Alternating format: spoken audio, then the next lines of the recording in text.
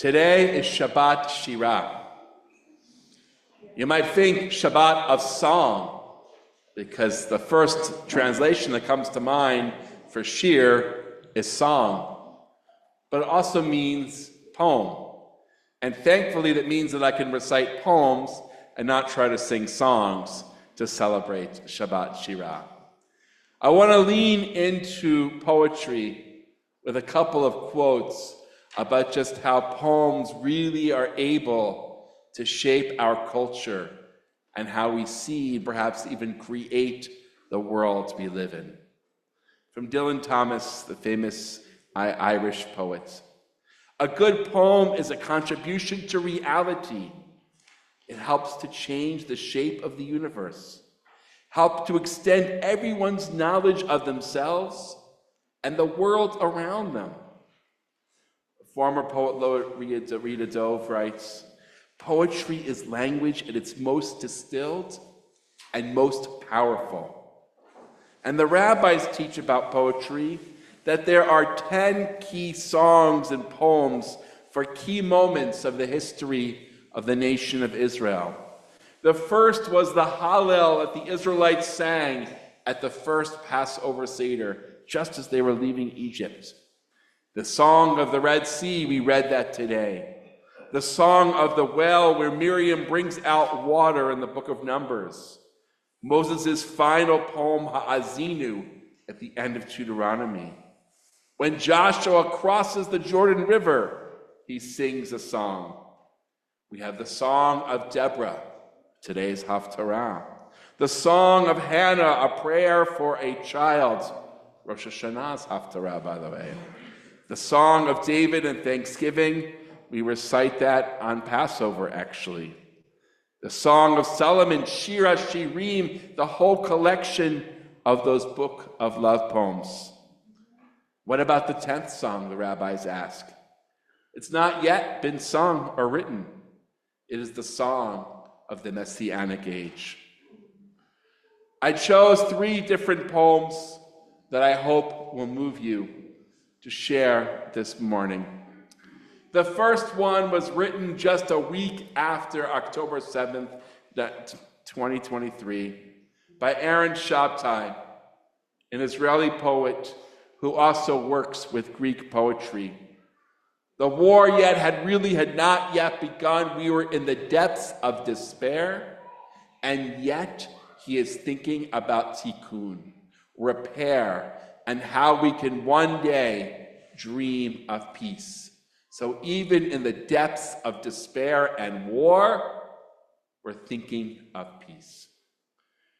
Tikkun, the horror, the dreadful disaster, disgrace, fractions of folly, dumb religion, obscurity of eyes, violent despair, won't repair. No officer, no bomb, no airplane, no more blood. Heart wisdom alone will repair. The physician alone will repair. The surgeon, the good teacher, the instructor alone will repair. The medic, Arab, Jew will amend. The calm traveler, the bike rider, the sandwich carrier crossing the street, the one who opens the eyes will amend, litakain. The one who speaks in compassion will heal. The listener will amend. The enlightened will amend. Awaiting and pausing will amend.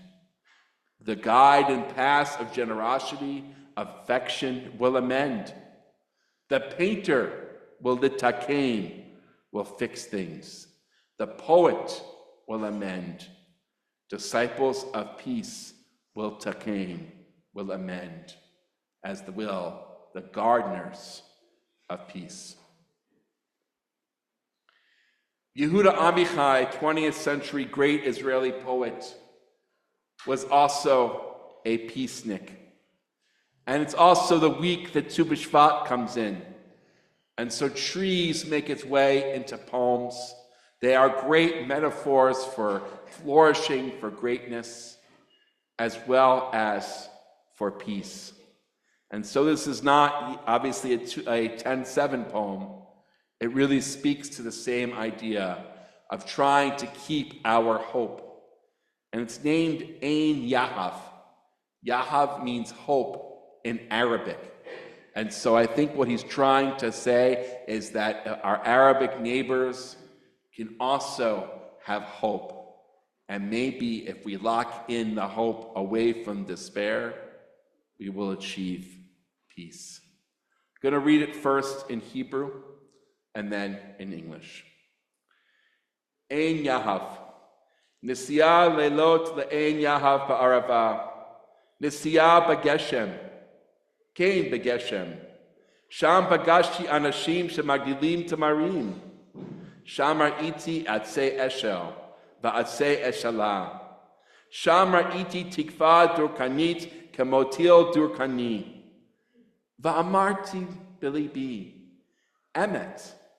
Hatikva tzricha liot kemotil kedei lahagen aleinu min hayeush. Hatikva tzricha liot steh mukshim. A night drive to Ein Yahav in the Arava. A drive in the rain. Yes, in the rain. There I met people who grow date palms. There I saw great tamarisk trees. Indeed, tamarisk trees growing in the desert. There I saw hope, barbed like barbed wire. And I said to myself, it is the truth. Hope must be like barbed wire to keep out our despair. Hope must be a minefield for the despair. The Song of the Sea is a Thanksgiving prayer poem to God. So it's also a time to think about how we can use poetry to give thanks, to give prayer. Every morning we wake up with the phrase, Modeh ani lefanecha shechazarta bi nishmati bechemla rabba be'emunatecha. Thank you, God, for returning my soul. This idea that while we sleep, our soul departs us. And we are grateful to wake up renewed and refreshed. Another way besides sleep to feel refreshed is to go out into nature. Even a winter's hike can refresh us as well. And so the American Jewish poet Lamed Shapiro writes this poem called Modeh Ani as he takes a walk in the forest. I walk through the woods. How great the stillness in its cold bosom. How deep the silence. Nothing but spirits whisper here among the branches, looking at me and running ahead. I walk through the woods where my footsteps are marked by the moisture of grass, the dew of the morning.